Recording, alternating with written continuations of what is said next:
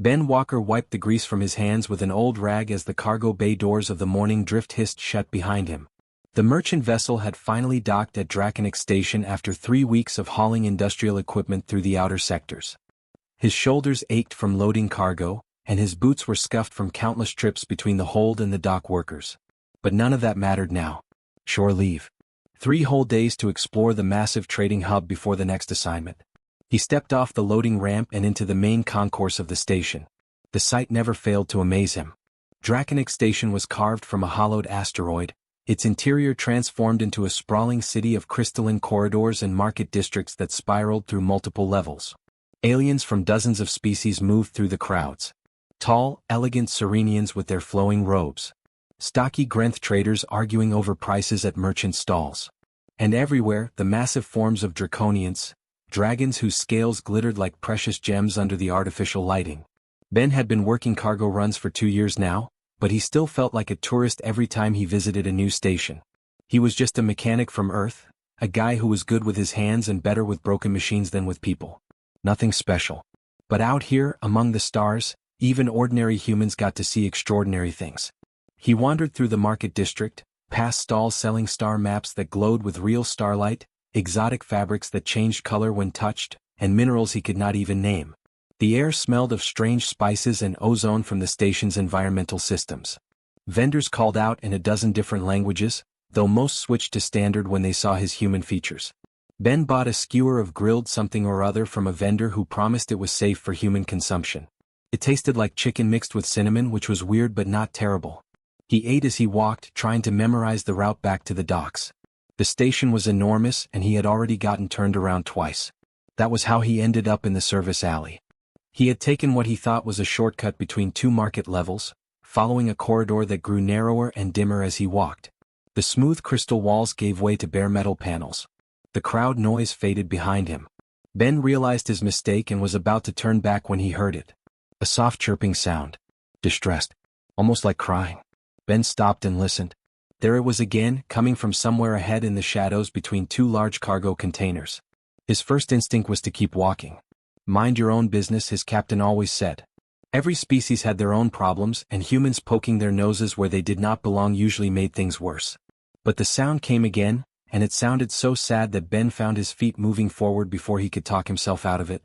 He rounded the cargo container and stopped short. A dragon sat huddled against the wall. But not one of the massive, ship-sized creatures he had seen flying between the station spires. This one was small. Tiny really. No bigger than a large dog, with dull bronze scales that lacked the usual draconian shine. His wings were folded tight against his body, and his tail was wrapped around his feet like he was trying to make himself as small as possible. The dragon looked up at Ben's approach. His eyes were enormous and copper-colored, currently brimming with what could only be tears. Between his small claws he clutched something, a mechanical toy shaped like a miniature spacecraft. One wing was bent at an awkward angle, and the lights along its hull flickered weakly before going dark. Ben's heart squeezed in his chest. He had never seen anything look so completely miserable. He crouched down slowly, keeping his movements gentle and non-threatening. The dragon watched him with those huge, wet eyes but did not run. Up close, Ben could see that the hatchling was well cared for. His scales might be dull but they were clean. His claws were neatly trimmed. This was not a lost or abandoned creature. Just a very sad one. "Hey there, little guy," Ben said softly, using the same gentle tone he used when approaching scared animals back home. "What happened to your ship?" The dragon chirped again, a sound like small bells breaking. He clutched the toy tighter to his chest, protective but clearly upset about its broken state. Ben held up his hands to show he meant no harm.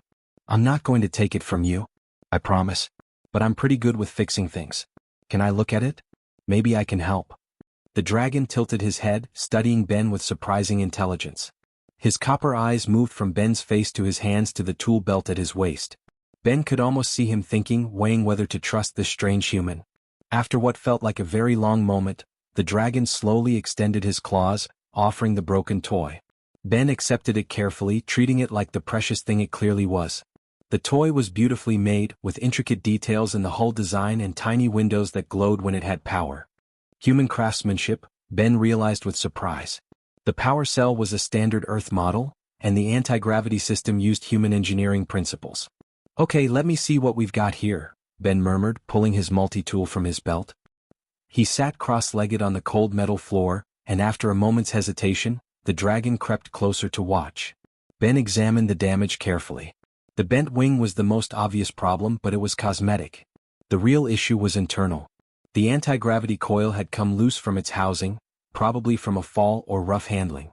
Without it properly connected, the power system could not engage. The power cell itself had also shifted out of alignment, breaking the circuit. "See, this is not too bad," Ben said, speaking softly as he worked. The dragon watched intently, his head tilted in concentration. "This little coil here just needs to be reconnected.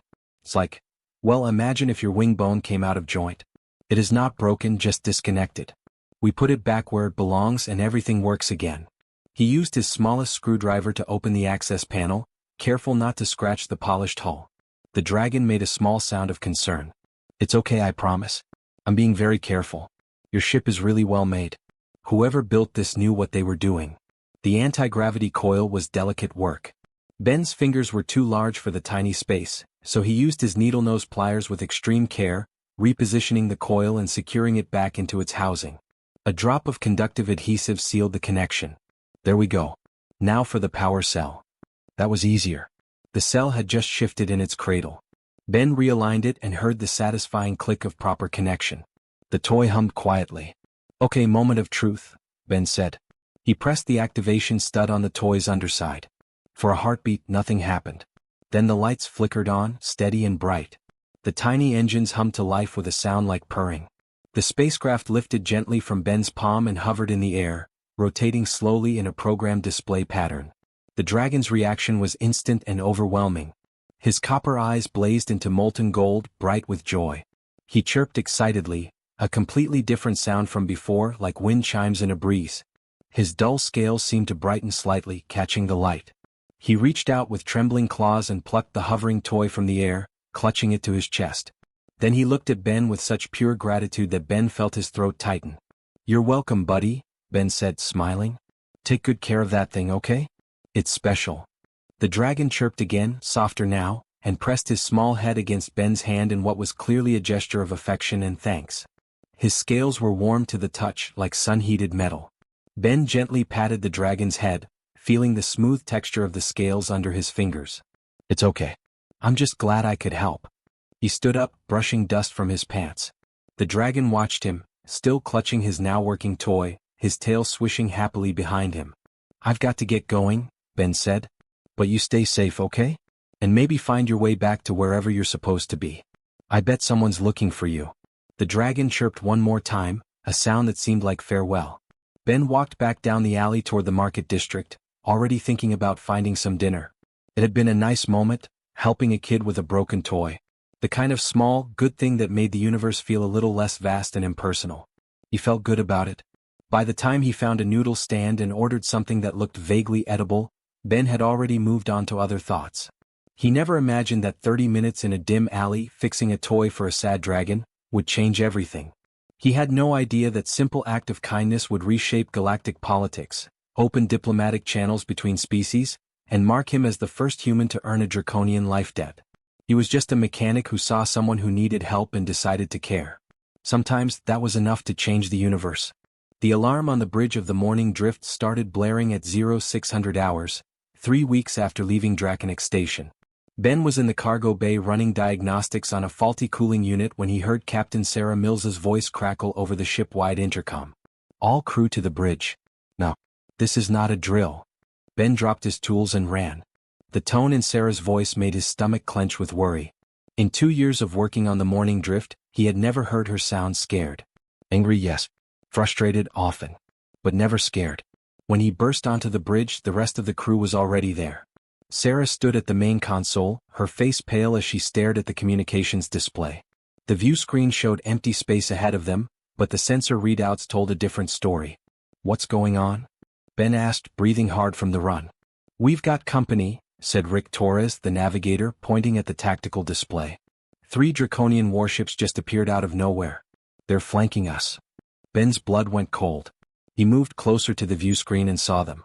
3 sleek vessels, each 10 times the size of the morning drift, their dark hulls covered in scales that looked almost organic. Weapons arrays bristled along their sides. They flew in perfect formation, one on each side of the merchant ship and one directly behind, boxing them in completely. "Did we violate their space?" asked Jenny Park, the engineer. "I checked the charts. We're in neutral territory." "It's not about territory," Sarah said quietly. She touched a control and a message appeared on the screen. Official Draconian script, translated into standard by the ship's computer. "Merchant vessel Morning Drift, you are hereby summoned to the Draconian Imperial Homeworld by order of the High Council. This summons is mandatory and takes precedence over all other obligations. Confirm receipt immediately." The bridge was silent. Ben could hear his own heartbeat pounding in his ears. "This is bad," Rick whispered. "This is really bad. Humans don't get summoned to the homeworld. That's where they take people who've committed crimes against the Imperium." Sarah's hand shook slightly as she opened the communications channel. "This is Captain Sarah Mills of the merchant vessel Morning Drift. We confirm receipt of your message. May I ask the nature of this summons?" The response came immediately, the voice deep and resonant with an accent that made standard sound like poetry. "Escort vessels are now en route to your position. You will follow them to the homeworld without deviation. Any attempt to change course or flee will be considered an act of hostility and met with appropriate force. High Council summons are not optional. You have 10 minutes to prepare for escort transition." The channel closed. Sarah slumped into her chair. "What the hell did you people do?" Everyone started talking at once, voices overlapping in panic and confusion. Ben's mind raced through everything that had happened at Draconic Station. He had kept to himself mostly. Bought some food from vendors. Wandered the markets. Fixed a toy for a dragon kid in an alley. His stomach dropped. The dragon. The small bronze hatchling. Had that been against some law? Was helping a draconian child without permission some kind of offense? He thought back to the moment, trying to remember every detail. The dragon had been alone. Upset. Ben had just helped him. That was all. "Ben?" Sarah's sharp voice cut through his thoughts. "You're looking guilty. What did you do?" I didn't think it was anything," Ben said, his mouth dry. "During shore leave I found this small dragon in an alley. He had a broken toy. I fixed it for him. That's all. I swear that's all I did." "You what?" Jenny stared at him in disbelief. "You messed with a draconian?" "Ben, their laws about contact with their young are really strict. If that was some important family's kid." "Oh God," Rick groaned. "Please tell me it wasn't anyone important." Ben shook his head helplessly. "I don't know. He was just a little kid with a broken toy. He looked so sad. I couldn't just walk away." Sarah rubbed her face with both hands. Okay.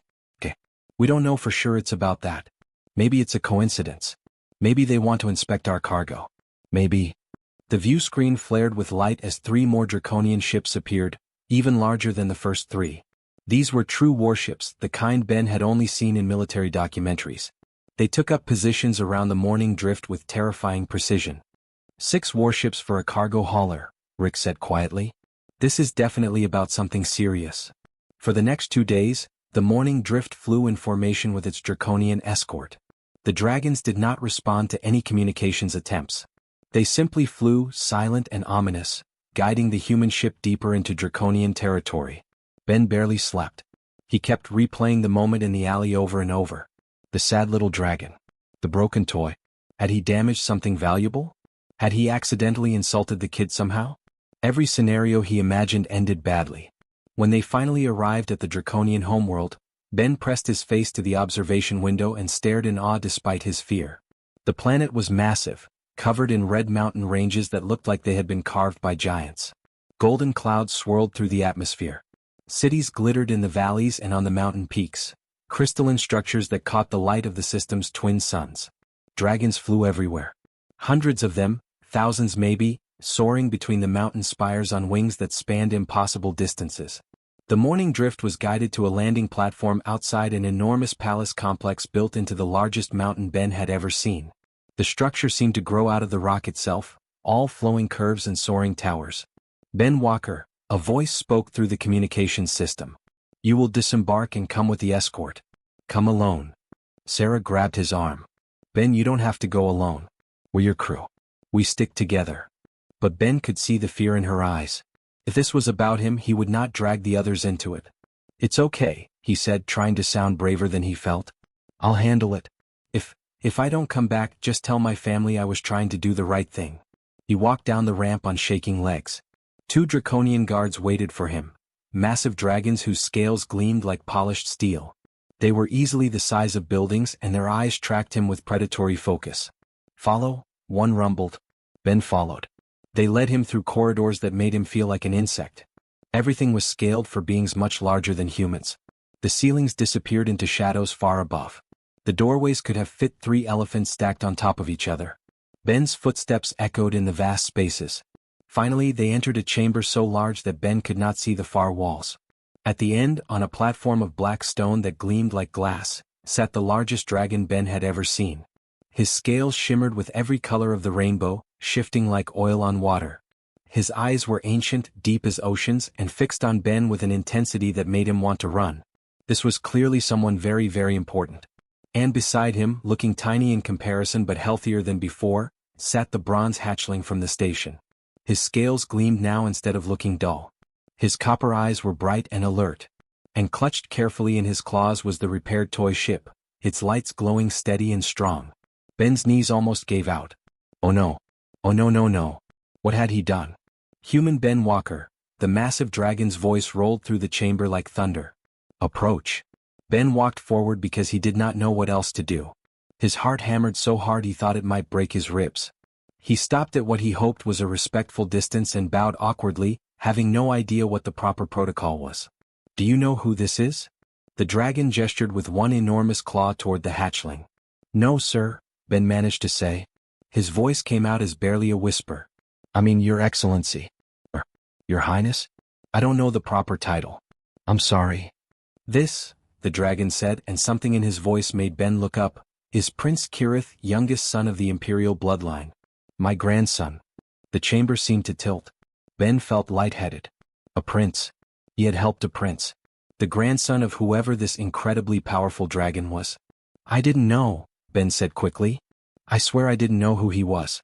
I just saw a kid with a broken toy and I know what you did, the dragon interrupted, but his voice was not angry.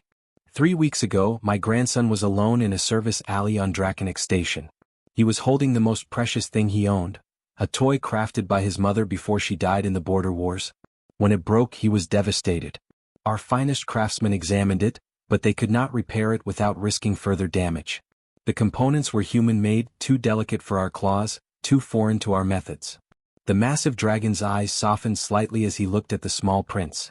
Kirith would not eat, would not speak. He simply sat in that alley holding what was left of his mother's gift, unable to accept that it was gone. Ben's throat tightened.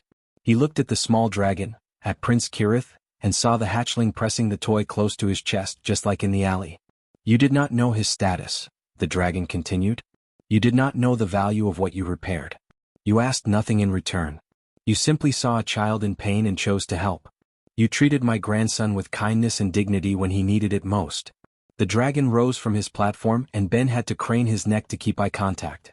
I am Elder Counselor Thyraxian, head of the High Council and Patriarch of the Imperial Bloodline.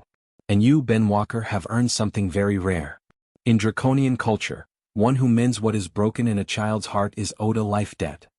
Ben shook his head in confusion. I don't want payment. I just fixed a toy. Anyone would have. No, Thyraxian said gently but firmly. Most would not have. Most would have seen a dragon and walked away, either from fear or indifference. You saw a person who needed help. That speaks to the quality of your character. The elder dragon settled back onto his platform. I do not ask for payment, Ben Walker. Instead, I ask for a gift. Stay with us for 1 lunar cycle. Be my grandson's guardian friend.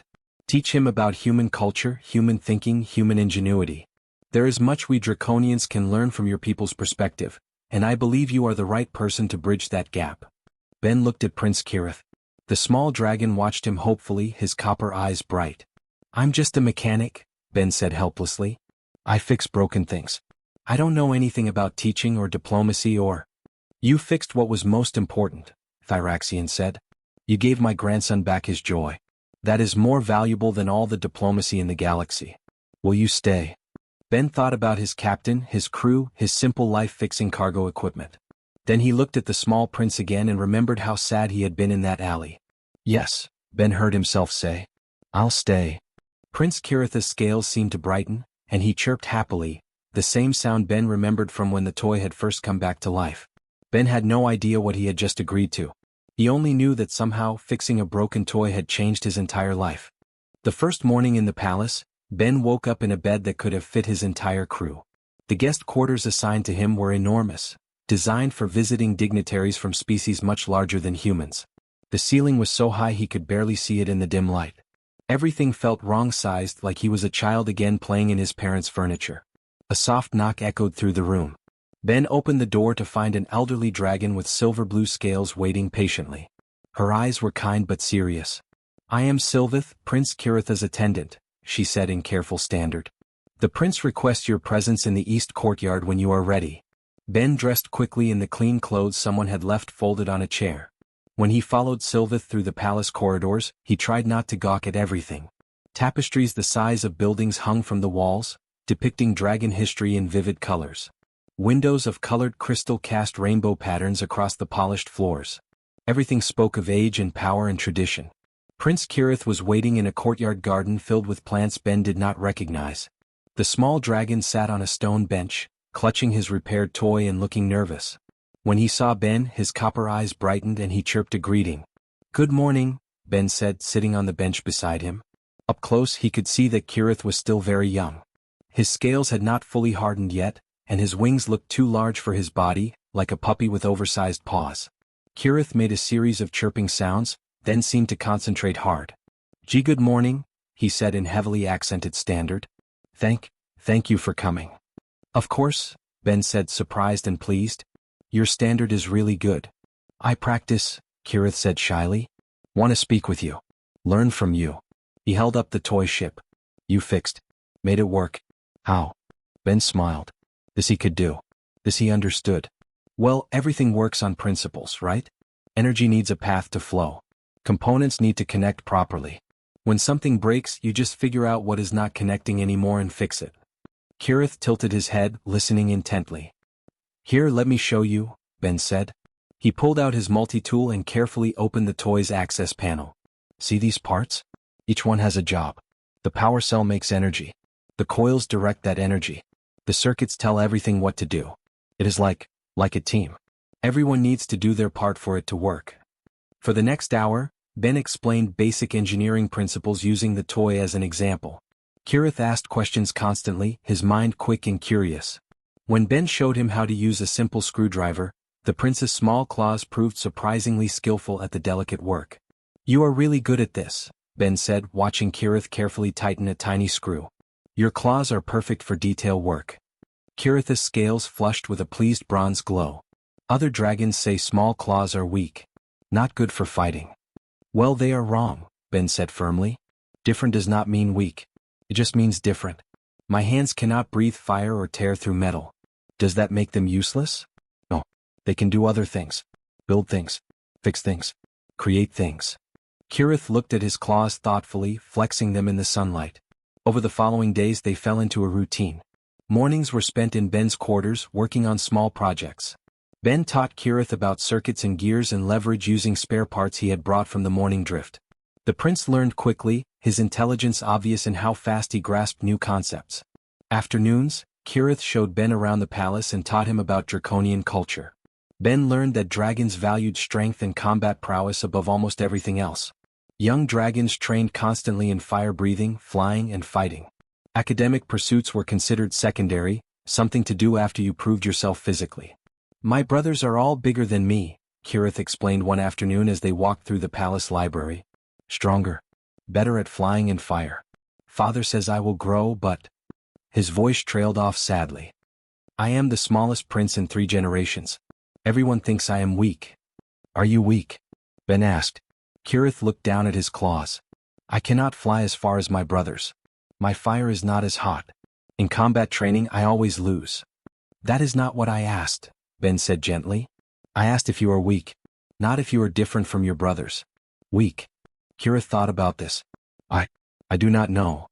"You learned basic circuit theory in 3 days," Ben pointed out. "You can solve puzzles that would take me hours. You ask questions and actually listen to the answers. Those are not signs of weakness, Kirith. Those are signs of intelligence." And intelligence is its own kind of strength. The young prince looked up at him with hope in his copper eyes. You really think so? I know so, Ben said. Humans are not strong. Not like dragons anyway. Any draconian hatchling is 10 times stronger than an adult human. But humans did not go extinct. We did not get conquered by stronger species. You know why? Kirith shook his head. Because we got creative, Ben explained. We could not fly, so we built ships. We could not breathe fire, so we invented tools that could create heat. We could not fight predators with our bare hands, so we made weapons and traps and worked together. We survived by thinking, not by being the strongest. He put a hand on Kirith's shoulder. Strength comes in lots of forms. Physical power is just one kind. There is also mental strength, emotional strength, the strength to keep trying when things are hard.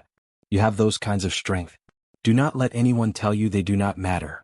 Kirith leaned against Ben's side, a gesture of trust and affection. I am glad you came, he said quietly. I feel less alone now. Ben felt a lump in his throat. Me too, buddy. Me too. 2 weeks into the lunar cycle, everything changed. Ben and Kirith were in the workshop that Elder Thyraxian had given them for their projects. They were building a simple motorized cart from spare parts, with Kirith doing most of the delicate assembly while Ben guided him through the process. The prince was focused, his tongue sticking out slightly in concentration as he connected wires. The door slammed open with a crash that made them both jump. A massive dragon filled the doorway.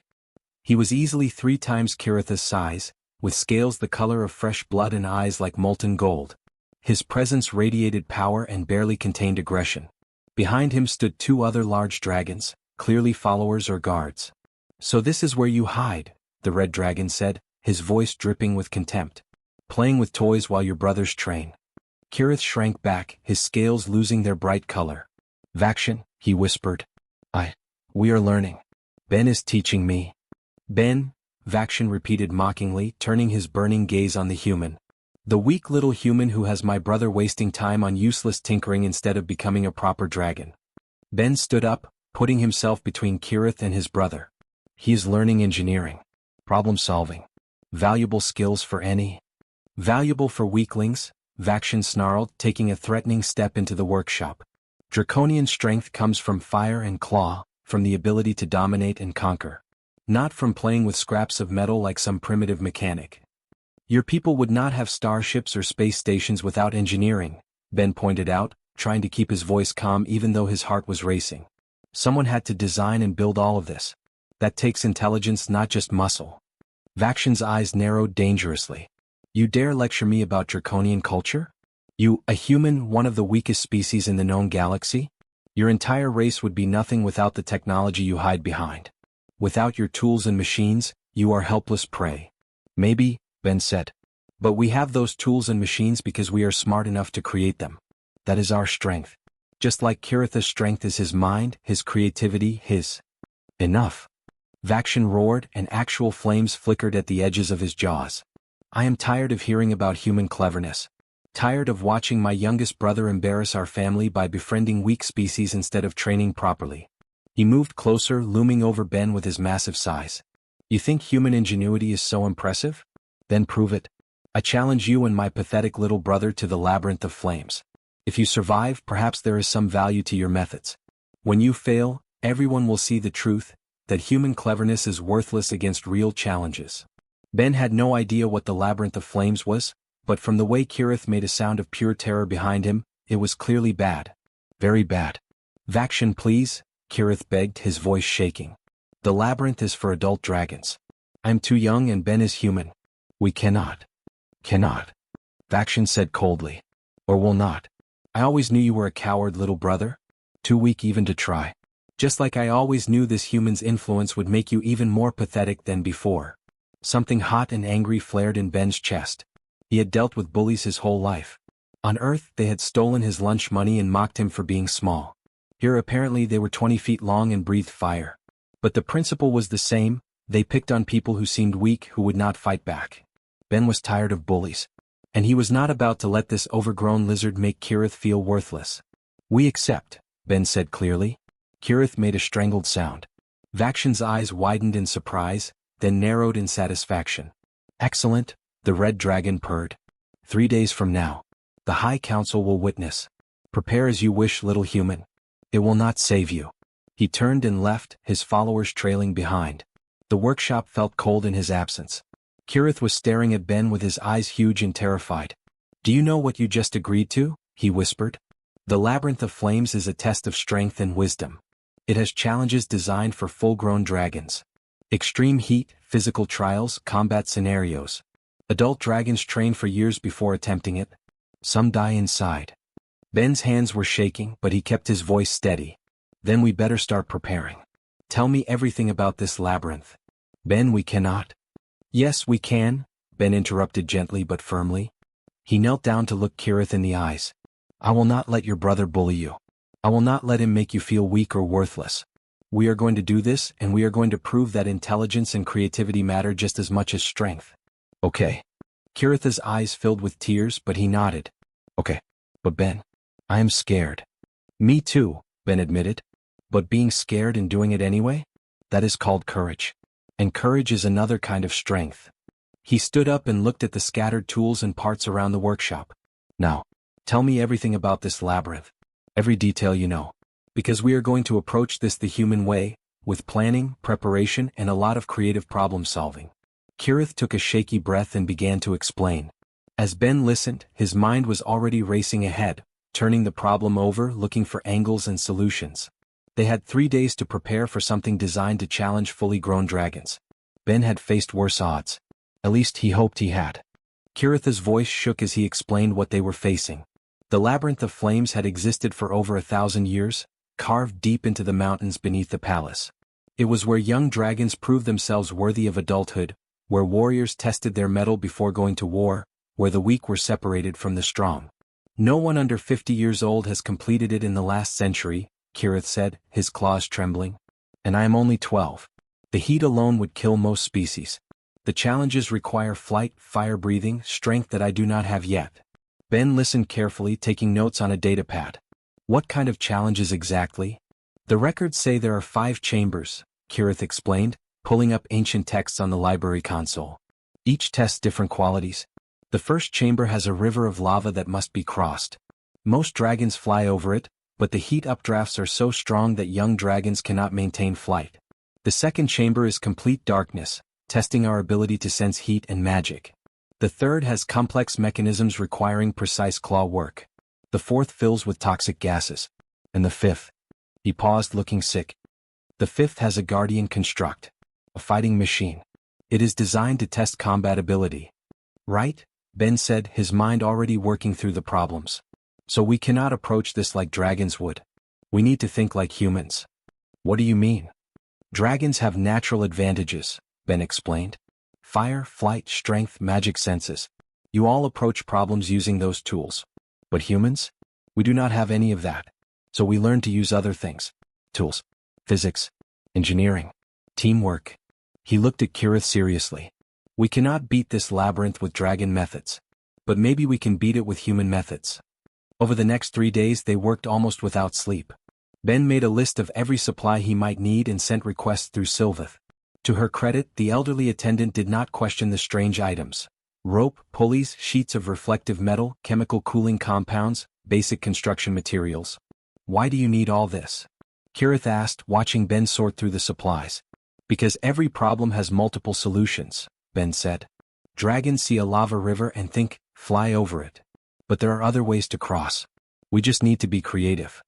He spread out the reflective sheeting. This can deflect heat. If we build something to protect us from the worst of it, we might survive long enough to cross. And this, he held up a pulley system, can move heavy objects with minimal force. It is all about leverage and mechanical advantage. Kirith watched as Ben sketched designs, calculated angles, and tested materials. For the first time since Vaxion's challenge, the young dragon's fear seemed to ease slightly, replaced by curiosity. You really think we can do this? Kirith asked quietly. I think we have a chance, Ben said honestly. Not a great one maybe, but a chance. And sometimes that is enough. The morning of the trial, they stood before the labyrinth entrance. The High Council had gathered in an observation chamber that overlooked the chambers through enchanted viewing windows. Elder Thyraxian sat in the place of honor, his ancient face unreadable. Vaxion lounged nearby, looking supremely confident. Dozens of other dragons filled the seats, murmuring among themselves about the foolishness of attempting the labyrinth so young. Ben and Kirith stood at the massive doors, both carrying packs of supplies. Ben had strapped everything he thought they might need to a makeshift harness. Kirith wore a smaller pack designed for his size. Sylveth approached them, her eyes worried. "Prince Kirith, you do not have to do this. Your brother's challenge was cruel. No one would think less of you for declining."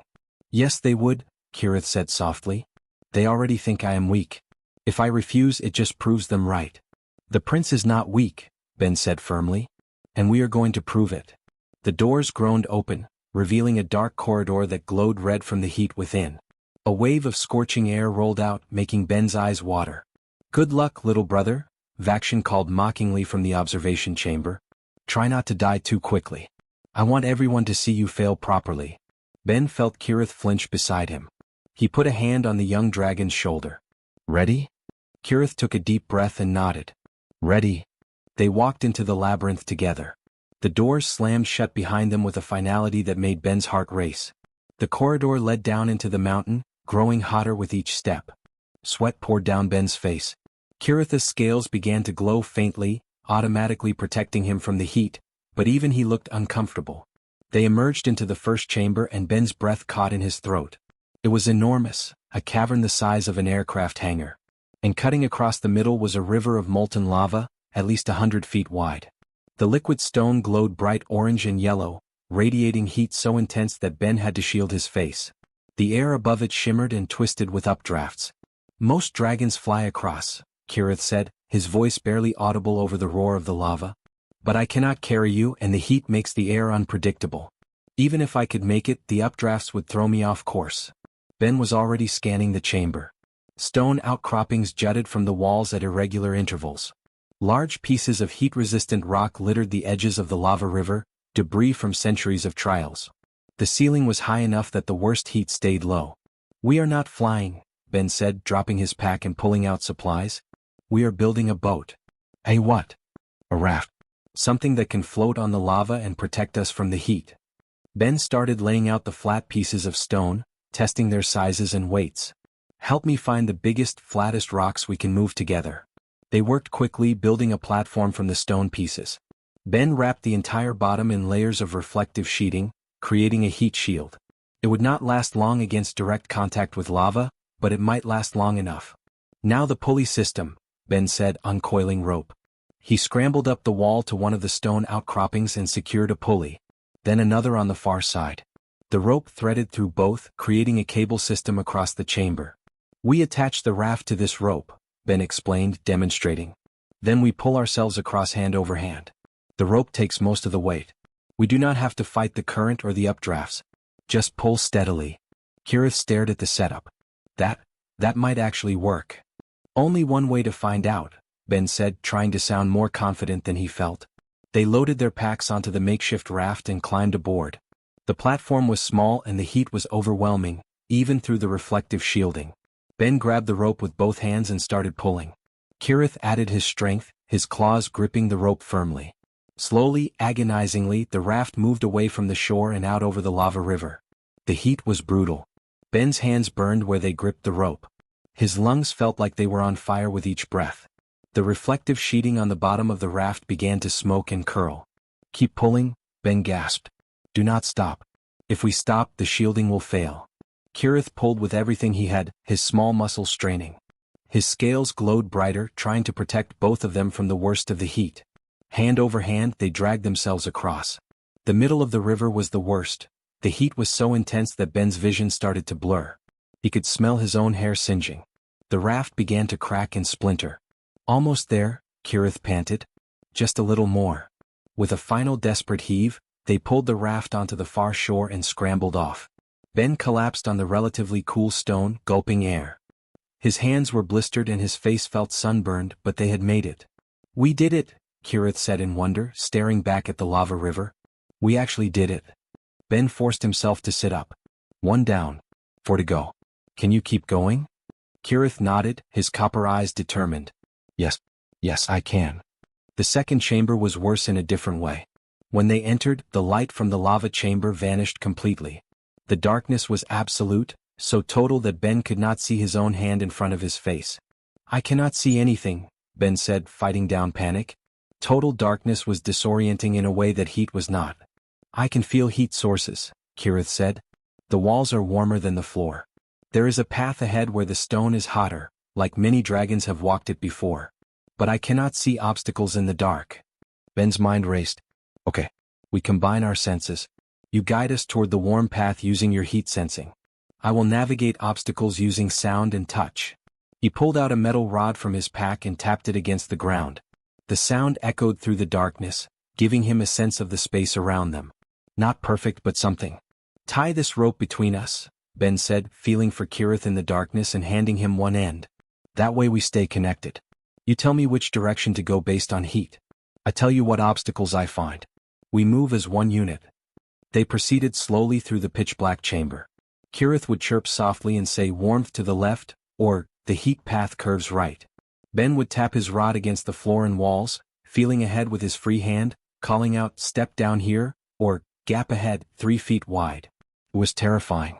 Every step felt like it might lead to a pit or a trap. But gradually, painfully they found a rhythm. Kirith's heat sensing guided the general direction. Ben's careful navigation avoided the obstacles that temperature could not reveal. There is a gap, Ben said, tapping his rod ahead and hearing the sound drop away into nothing. Sounds like it is about 3 feet across. I can jump that, Kirith said. Okay. Jump, then keep the rope tight so I know you made it safely. Then I will follow. Kirith jumped. The rope pulled taut, confirming he was across. Ben backed up a few steps, took a running start in the darkness and leaped. For a heart-stopping moment he was airborne in the absolute black, unable to see where he would land. His feet hit solid stone. Kirith steadied him with a claw. They continued like this, combining their abilities, compensating for each other's weaknesses. What one could not sense, the other could. Where one struggled, the other helped. Finally, Ben's tapping rod hit a wall, and running his hands across it, he found a door handle. Light spilled through as he opened it, making both of them squint after the total darkness. They stumbled into a lit corridor, breathing hard. Ben looked at Kirith and Kirith looked at Ben. Both were exhausted, singed, and terrified. But both were also grinning. 2 down, Ben said. 3 to go, Kirith replied, standing a little straighter than before. In the observation chamber, the dragons watched in shocked silence. No one spoke. They had expected the human and the young prince to fail in the first chamber. Instead, they were watching something none of them had ever seen before. 2 completely different beings working as one, succeeding where either alone would have failed. Elder Thyraxian leaned forward in his seat, his ancient eyes gleaming with something that might have been pride. Even Vaction had stopped smirking. The third chamber presented a wall that filled the entire space from floor to ceiling. Ben and Kirith stood before it, catching their breath from the previous challenges.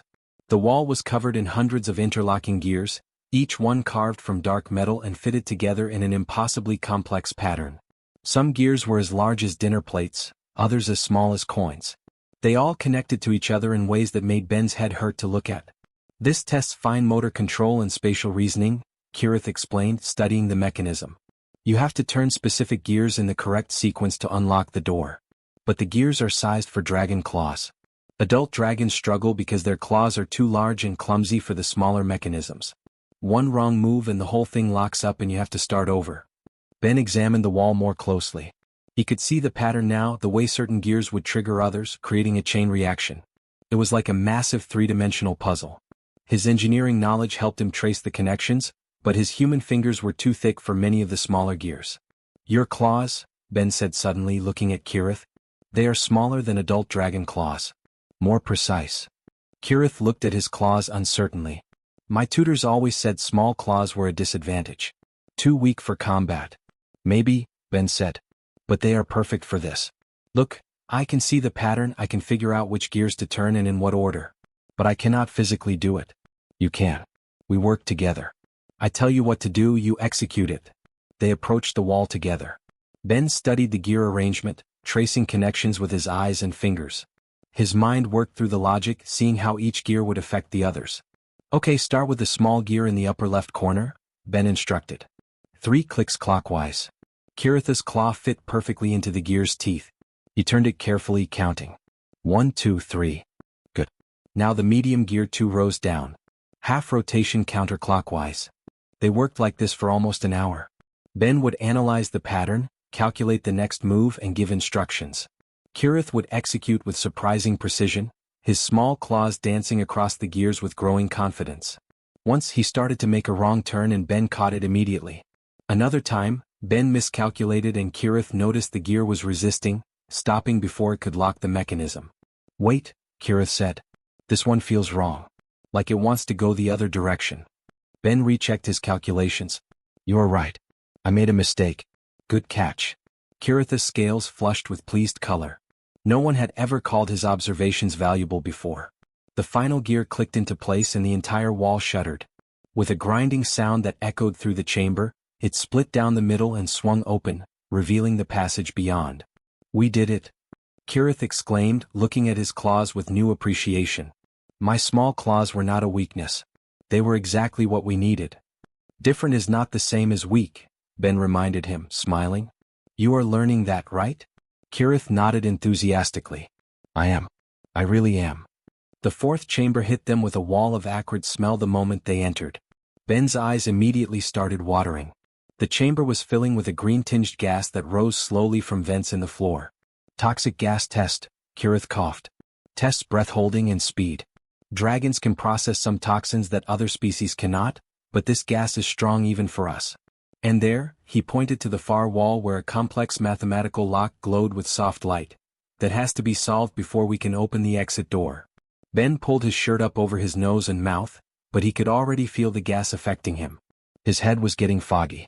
His lungs burned with each breath. "Can you breathe this?" Ben asked Kirith. "Better than you," Kirith admitted. "It hurts but it will not kill me quickly." "But Ben, I do not understand mathematics like this. The symbols, the equations, they teach different systems to humans and dragons. I cannot solve it in time." Ben's vision was already blurring at the edges. The gas was rising faster now, almost to their knees. He stumbled to his pack and pulled out the water bottle and spare cloths he had brought. "Wet these," he told Kirith, his words slurring slightly. "Soak them completely." Kirith did as instructed, dousing the cloths in water. Ben took one and tied it around his face as a makeshift filter. It would not stop the gas completely, but water could trap some airborne toxins. It might buy him a few extra minutes. He staggered to the mathematical lock, forcing his eyes to focus. The symbols swam in front of him. It was a number sequence problem, but using base 12 instead of the base 10 humans normally used. He had learned about different base systems in school, but his brain felt like it was full of cotton. "Kirith," Ben gasped. "Come here. I need you to work the controls.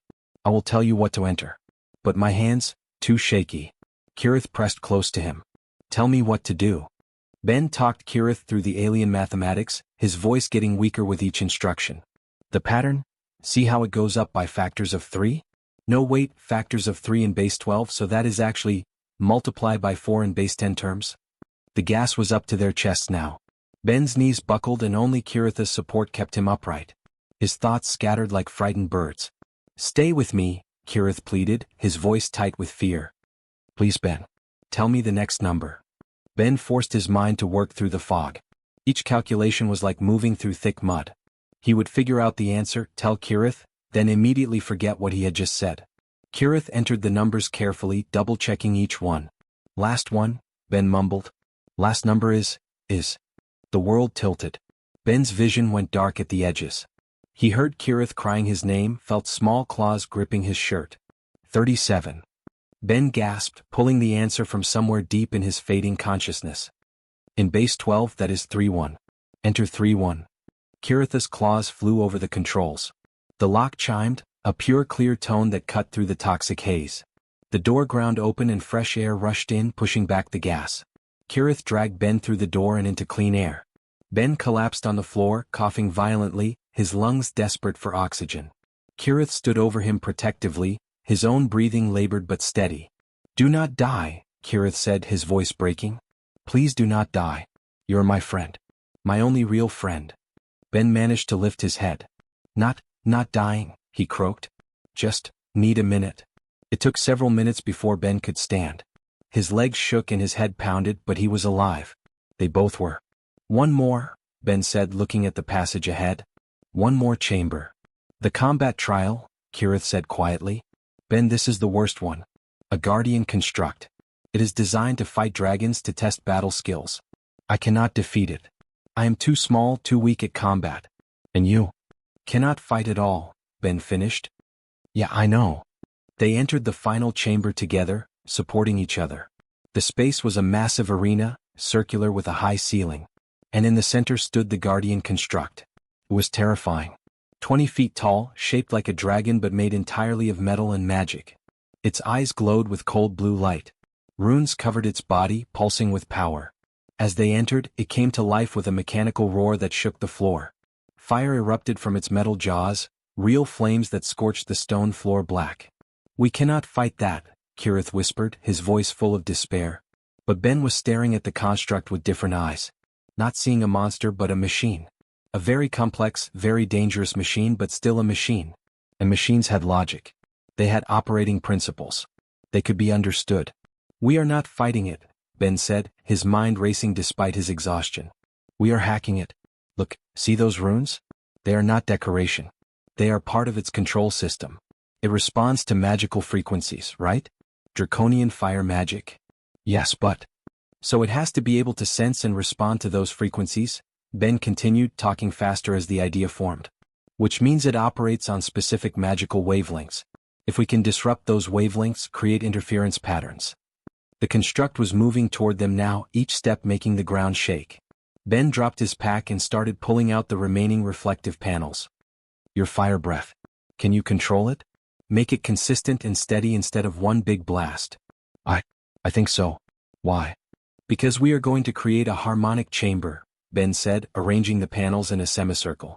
These reflect magical frequencies just like they reflect heat. If we angle them correctly and you produce precisely controlled fire pulses, we can create interference patterns. Match the construct's operating frequency and we can disrupt it. Shut it down. That is insane, Kirith said. That should not work. Got a better idea? Ben asked, adjusting panel angles with shaking hands. The construct was almost on them now, raising a massive metal claw to strike. Do it. Ben shouted. Low intensity. Short controlled bursts. Trust me. Kirith took a breath and exhaled a thin stream of flame, much weaker than he was capable of but precisely controlled. The fire hit the reflective panels and bounced, creating a web of light in the chamber. The construct hesitated, its glowing eyes flickering. That is it. Ben yelled, adjusting angles frantically. Keep that exact rhythm. Do not change the intensity. For 10 agonizing minutes, they worked in perfect synchronization. Kirith maintained steady, precise fire pulses, using control he had never known he possessed. Ben adjusted the panel angles by tiny increments, watching how the construct reacted, fine-tuning the interference patterns. The construct's movements became erratic. It would start to attack then stop. Start to turn then freeze. The blue glow of its eyes began to pulse irregularly. More power, Ben instructed. Same rhythm, just more intense. Kirith drew a deeper breath and increased the flame strength while maintaining the exact pulse pattern. The reflected fire filled the chamber with dancing light. The harmonic frequencies built on each other, creating waves of magical interference that washed over the construct. With a grinding groan that sounded almost like pain, the construct shuddered. Its movements slowed. The glow in its eyes flickered, dimmed, and went dark. It settled into a dormant crouch, powered down. Silence filled the arena. Ben and Kirith stood frozen, hardly daring to believe it. The construct did not move. After a long moment, a door at the far end of the chamber ground open, revealing daylight beyond. We won, Kirith whispered. We actually won. They walked through the door together and emerged into the observation chamber where the High Council waited. The assembled dragons stared in absolute silence. Ben could see shock on every scaled face. Elder Thyraxian rose slowly from his seat. The ancient dragon descended from his platform, his massive form moving with deliberate grace. He approached Ben and Kirith, and then, to the audible gasps of every dragon present, he bowed his great head. Ben Walker, Thyraxian said, his voice carrying through the chamber.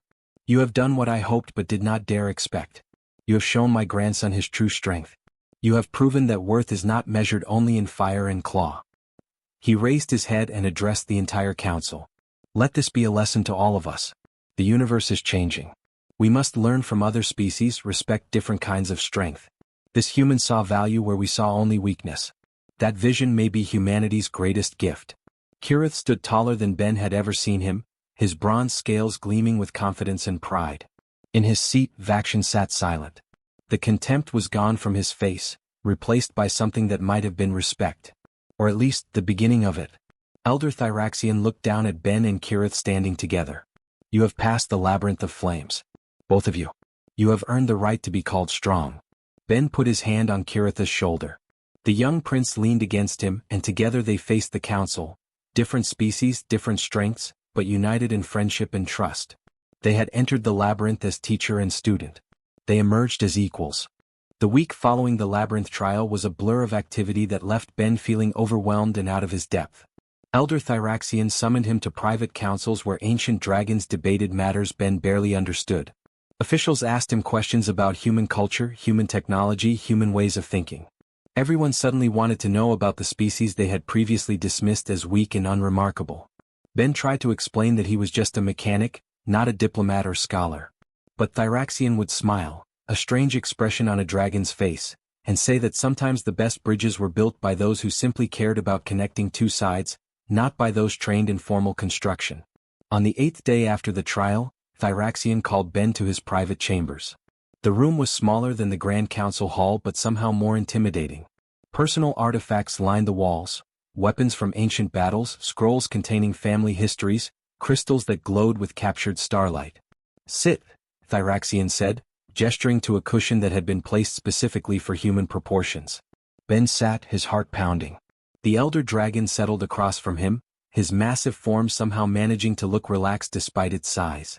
The High Council has made a decision, Thyraxian said. We are opening formal diplomatic relations with humanity. Trade agreements, cultural exchanges, mutual defense considerations.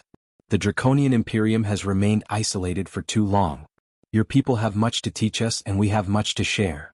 Ben's eyes widened. That is incredible. But what does it have to do with me? I am sure Earth will send proper ambassadors, people trained for. We want you, Thyraxian interrupted gently. The council voted unanimously. You will be the first human ambassador to the Draconian Imperium. If you accept. Me? Ben's voice came out as a squeak. I fix machines.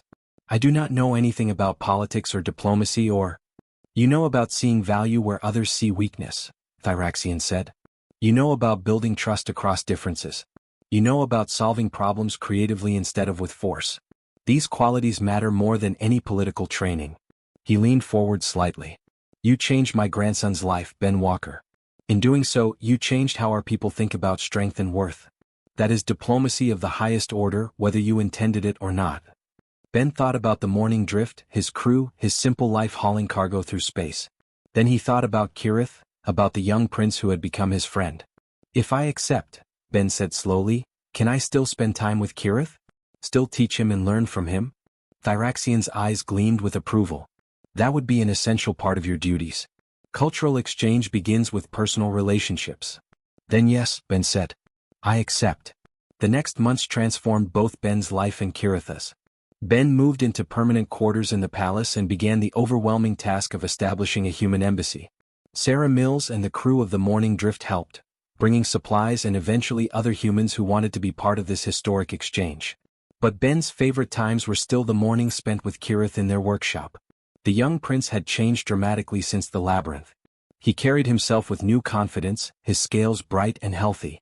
He spoke up in lessons, questioned his tutors, and even began disagreeing with his older brothers when he thought they were wrong. I am enrolling in the advanced engineering program at the Royal Academy, Kirith announced one morning, his eyes shining with excitement. It used to be considered a lesser track, something for dragons who could not succeed in combat studies. But I want to show that it is just as valuable. That is amazing, Ben said, genuinely proud. You will be incredible at it. I am also proposing curriculum changes to the Education Council, Kirith continued. I want to add courses on problem solving, creative thinking, and learning from other species' perspectives. My grandfather supports it, but the old families are resisting. Change is always hard, Ben said. Especially for people who benefited from the old ways. But you are not giving up, right? Never, Kirith said firmly. You taught me that different kinds of strength matter. I am going to make sure other young dragons learn that too, so they do not have to feel worthless like I did. 6 months after becoming ambassador, Ben received a message from Kirith asking him to attend a special presentation at the Royal Academy. He arrived to find the Grand Lecture Hall filled with hundreds of dragons, students, faculty, and even some High Council members including Vaction, who had become grudgingly civil to Ben over the months. Kirith stood on the presentation platform, looking tiny compared to the adult dragons but standing tall and confident. When he spoke, his voice carried through the hall with surprising strength. "I want to tell you about a broken toy," Kirith began, holding up the small mechanical ship that Ben had repaired so long ago. The audience murmured, confused about why a prince would display a child's plaything. "This toy was made by my mother before she died," Kirith continued. "When it broke, I thought I had lost the last piece of her forever. Our finest craftsman tried to fix it and failed. I sat in an alley on a distant station, alone and hopeless, certain that what was broken could never be whole again." He paused, letting the words sink in. "Then a human found me. A stranger who owed me nothing, who did not know who I was or why the toy mattered.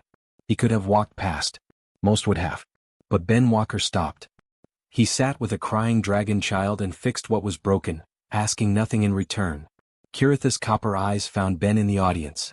"That simple act changed everything. Not just for me but for all of us. Because Ben taught me something our traditional education does not emphasize enough.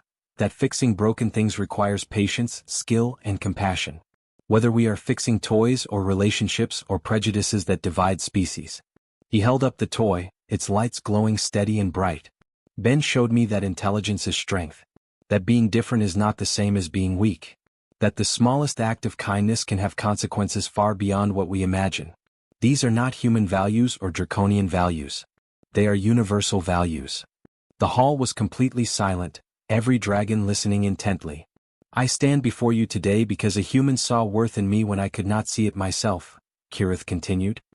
He did not see a small, weak prince. He saw a person who needed help and chose to care. That choice opened diplomatic relations between our species. It changed how we think about strength and value. It proved that the biggest changes often start with the smallest gestures. Kirith set the toy down carefully. "I am proposing that we reform our educational system to value all kinds of intelligence, all types of strength. I am proposing that we learn from other species instead of assuming we are superior. I am proposing that we teach our young that compassion and creativity matter just as much as fire and claw." He looked out at the assembled dragons, his voice ringing with conviction. "Because if we only measure worth by traditional standards, we lose so much. We lose innovation. We lose perspective. We lose the chance to build friendships and alliances that make us all stronger." The applause started slowly, then built like a wave. Dragons rose from their seats, showing approval in the traditional way by spreading their wings. Even some of the oldest, most conservative faculty members were nodding. Ben felt tears sting his eyes.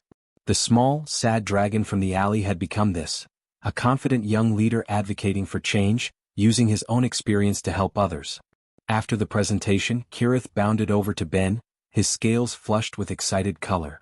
"How did I do?" "You were perfect," Ben said, his voice thick with emotion. "I am so proud of you."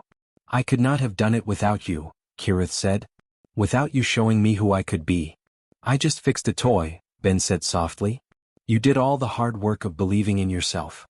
3 months later, Ben sat in his embassy office reviewing reports on the first human draconian trade agreements when his communication console chimed with a priority news alert. He opened it to find footage of Kirith's proposal being formally adopted by the Education Council.